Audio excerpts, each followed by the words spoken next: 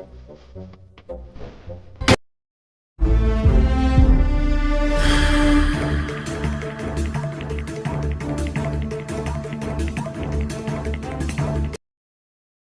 दोस्तों, मेरा नाम मोती सिंह राठौड़ है। आप देख रहे हैं मुकाजी टीवी और आज हम चर्चा कर रहे हैं मोदी जी की बंगाल रैली के बारे में।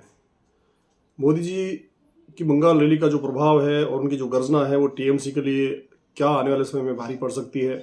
क्या टीएमसी जो है उसको नुकसान हो सकता है मोदी जी की इस रैली से, क्योंकि मोदी जी इस समय देश और दुनिया के ऐसे लीडर हैं जो अपने राष्ट्र के लिए हर समय हर क्षण प्रयासरत है। उन्होंने अपनी रैली में अनगिनत ऐसे मुद्दों का जिक्र किया जो मुद्दे टीएमसी कर पा रही है या नहीं कर पा रही है, टीएमसी उन केंद्र के मुद्दों को रोक रही है, टीएमसी कितना जनता के लिए बेहतर कार्य कर रही है, और बीजेपी को अगर बंगाल की जनता मौका देती है तो मोदी जी क्या कर सकते हैं या मोदी जी की सरकार क्या कर सकती है। दोस्तों, हर पार्टी और हर व्यक्ति का अपना कार्य का एजेंडा होता है, लेकिन किसी व्यक्ति का उद्देश्य यदि जनसेवा हो और जनता के लिए कुछ करने का उद्देश्य हो तो हर कार्य संभव हो सकता है। नेताओं को आज से लेकर, पहले से लेकर, सदियों से लेकर जो हम समझते हैं, जनता समझती है, वो अपने लिए एक देवदूत समझती है। ये बहुत दुर्भाग्य की बात होती है कि जब जनता किसी व्यक्ति को चुनाव में जिताती है, चुनाव में उसको एक बहुत बड़ा बहुमत देती है और उसके बाद वो जनता के कार्यों को भूल जाती है। मेरा मानना है कि जनता के लिए जो चुने गए नेता होते हैं, यदि वो अगर अपना जीवन, अपने कार्यकाल का 80% हिस्सा भी सही, अगर समय का प्रतिशत अगर सही दें तो जनता के लिए बहुत कुछ हो सकता है। साथ ही जनता के लिए जो बजट है, जो उनके लिए आधारभूत आवश्यकताओं की जो पूर्ति है, वो यदि समय पर करे तो बहुत कुछ हो सकता है। इस समय एक तरफ इजराइल और ईरान का वॉर चल रहा है, अमेरिका का वॉर चल रहा है और मिडिल ईस्ट बहुत बड़ी समस्या में है। एक तरफ तेल की समस्या है, एक तरफ जो बाहर हमारे मिडिल ईस्ट में जो रहवासी, जो यहाँ के भारतीय नागरिक हैं, उनको निकालना है, ईरान से बात करनी है, रशिया से तेल को कैसे लाना है, और स्ट्रेट ऑफ हार्मोज से कैसे जो ऑयल से लदे हुए शिप्स है भारत के, उनको निकालना है। साथ ही रैलियों को संबोधित करना है, साथ ही अंतर्राष्ट्रीय एजेंडा के ऊपर मीटिंग्स करनी है, उसको ध्यान में रखना है।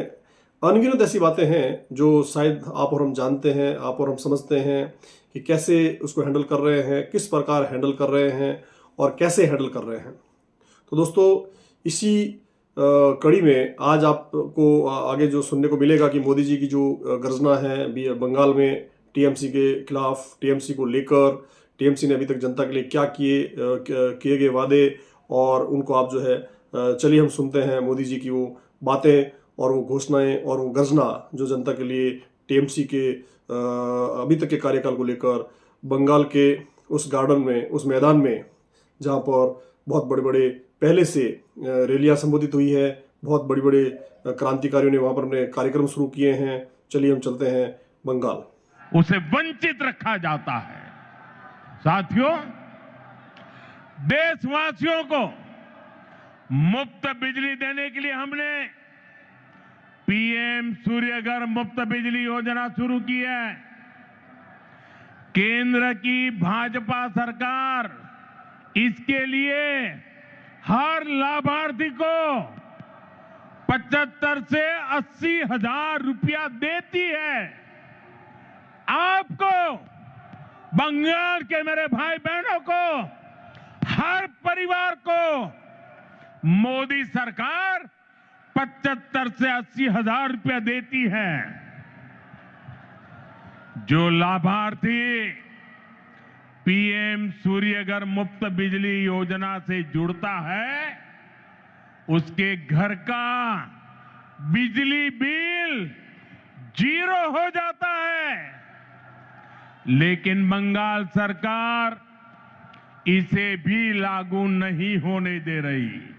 आप मुझे बताइए, आपका बिजली बिल 0 होना चाहिए कि नहीं?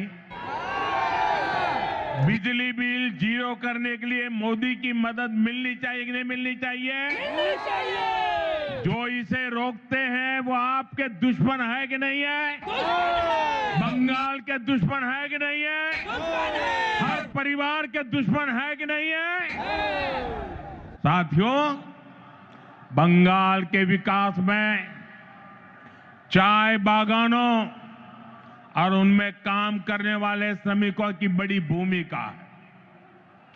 लेकिन चाय बागानों के श्रमिकों को पीएम चा श्रमिक प्रोत्साहन योजना का लाभ नहीं मिल रहा है।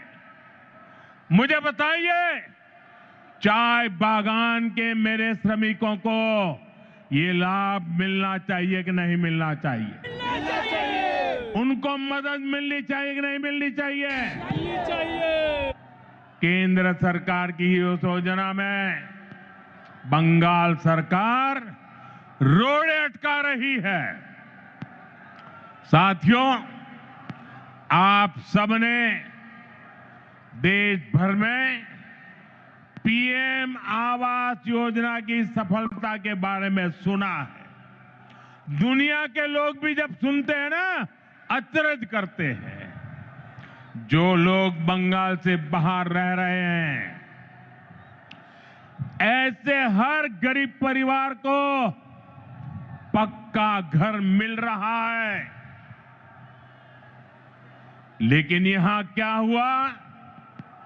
योजना का नाम बदल दिया गया, लाभार्थियों की सूची में गड़बड़ की और जिन गरीबों को घर मिलना चाहिए था, वे आज भी इंतजार कर रहे हैं।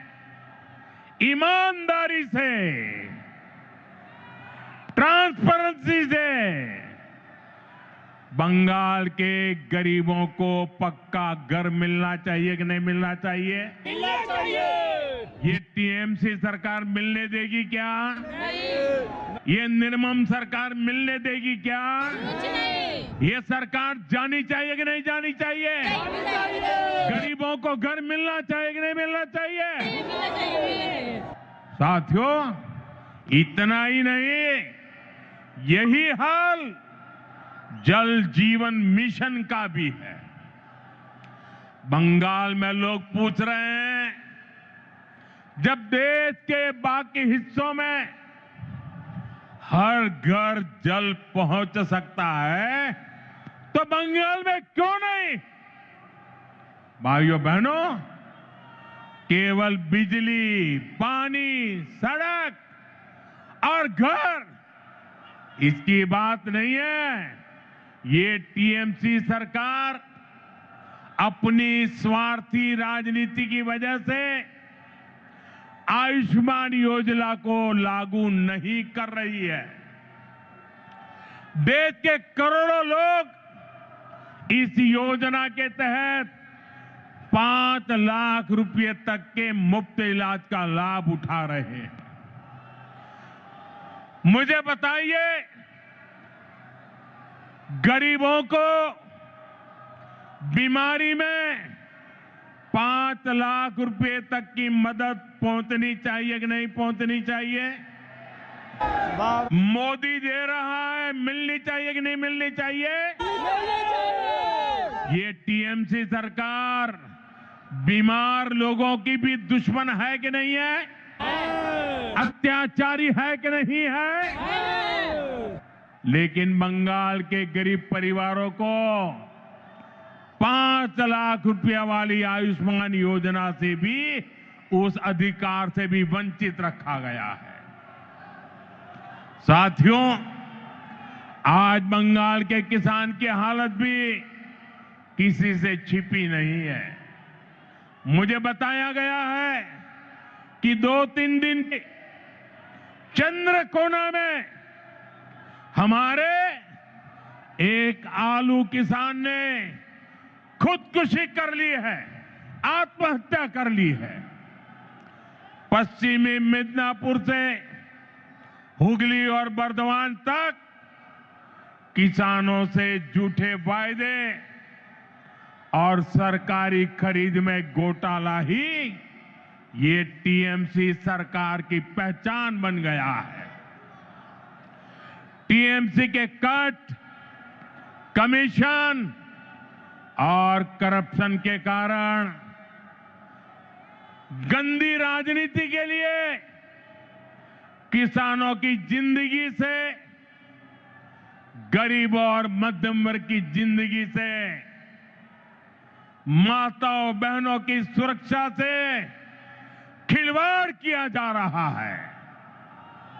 इसलिए टीएमसी जाएगी तो हर गरीब को पक्का घर मिलेगा।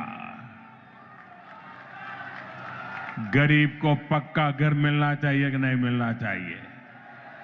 मिलना चाहिए कि नहीं मिलना चाहिए? मिलना चाहिए। ये मोदी की गारंटी है। हर गरीब परिवार को बता देना, जैसे ही टीएमसी की सरकार जाएगी, गरीबों का पक्का घर बनना शुरू हो जाएगा। टीएमसी जाएगी तो हर घर साफ जल पहुंचेगा। टीएमसी जाएगी तो हर गरीब को मुफ्त इलाज मिलेगा। टीएमसी जाएगी तो कारीगरों को नए अवसर मिलेंगे। टीएमसी जाएगी तभी बंगाल में सुशासन आएगा। साथियों, हमारे बंगाल ने आजादी के बाद विभाजन सहा, विभाजन की आग देखी, मजहबी दंगे देखे, बाद के दशकों में अस्थिरता देखी, घुसपैठ का दौर देखा, रक्तपात सहा। इस सब की कि कैसे मोदी जी बंगाल में अपनी गर्जना से टीएमसी को बोल रहे हैं। और ममता बनर्जी को एक्चुअली देखा जाए तो ममता बनर्जी का जो कार्य करने का जो रवैया है वो जनता के लिए ठीक नहीं है। यह मोदी जी अपने शब्दों में कह रहे हैं और वहाँ की जनता भी नारों के साथ उनका स्वागत कर रही है। नारों के साथ वो हर बात को पूछते हैं कि क्या आपको आयुष्मान भारत जैसी योजना बंगाल में मिलनी चाहिए, क्या अभी तक टीएमसी उसको रोक रही है, क्या जल जीवन मिशन जो है हर घर पानी पहुंचना चाहिए। इस प्रकार के कई मुद्दे उन्होंने अपने इस भाषण में जिक्र किया है। भाषण में वो लगातार बोल रहे हैं और पास की जनता, दूर बैठी जनता ये बता रही है कि हम मोदी जी के लिए हर समय तत्पर और तैयार खड़े हैं। मोदी जी भी ये संबोधित कर रहे हैं कि मोदी है तो मुमकिन है, मोदी है तो सब कुछ हो सकता है। एक तरफ मोदी जी ये भाषण दे रहे हैं, मोदी जी ये रैली संबोधित कर रहे हैं और एक तरफ स्टेट ऑफ हार्मोज से इंडिया का जो शिप है वो निकल चुका है अपने ऑयल को लेकर के। देखिए, चारों तरफ बॉम्बारमेंट हो रहा है, चारों तरफ गोले बरस रहे हैं, चारों तरफ मिसाइलें चल रही है, चारों तरफ रॉकेट लॉन्चर्स हो रहे हैं की फायरिंग्स हो रही है, धमाके हो रहे हैं, चारों तरफ धुएं के गुबार हैं। उसी के बीच यदि भारत का कोई शिप अपने ऑयल्स को लेकर निकलता है, यह एक राष्ट्र के एक बहुत बड़े व्यक्ति का एक दबदबा है, एक डिप्लोमेसी है कि वो कैसे उससे बात करता है ईरान से, किस प्रकार रशिया से बात कर रहा है, किस प्रकार अमेरिका से बात कर रहा है, किस प्रकार इजराइल से बात कर रहा है। अपने सभी मूलभूत आधार सिद्धांतों के साथ वह हर देश के साथ संपर्क में है, हर देश के साथ उनके ताल्लुकात हैं और सबके साथ बेहतर रिलेशन है। वो अपनी जगह पर अपने कार्य, अपने देश के लिए सुचारू प्रक्रिया और सुचारू नेतृत्व के लिए बहुत बेहतर और उम्दा नेतृत्व प्रदान कर रहे हैं। हम चाहते हैं कि मोदी जी का ये जो टीएमसी वाला जो बंगाल का जो रैली है, बंगाल का जो संबोधन है, वो भी किस प्रकार जनता उसको लेती है, किस प्रकार जनता उसको एक्सेप्ट करती है, यह आने वाला समय बताएगा। आप देखते रहिए मोकाजी टीवी। यदि आपको मोकाजी टीवी चैनल में खबरें बेहतर लगती है, जानकारियाँ बेहतर लगती है, तो चैनल को सब्सक्राइब कीजिए, लाइक कीजिए और ज़्यादा से ज़्यादा शेयर कीजिए। धन्यवाद। जय हिंद, जय भारत।